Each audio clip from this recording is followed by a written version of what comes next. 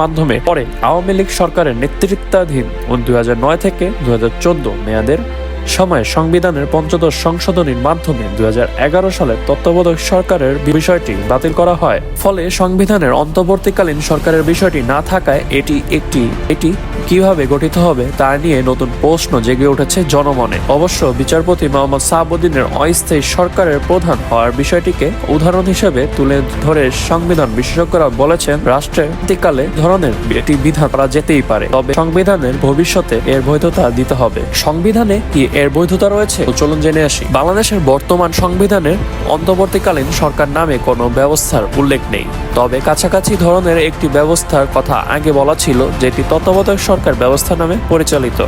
সুষ্ঠু ও নিরপেক্ষভাবে জাতীয় নির্বাচন অনুষ্ঠান ও ক্ষমতা হস্তান্তরের লক্ষ্যে তত্ত্বাবধায়ক সরকারের বিধান সংবলিত বাংলাদেশের সংবিধানের 13দশ সংশোধনের আইন 1996 সালে পাশ করা হয়।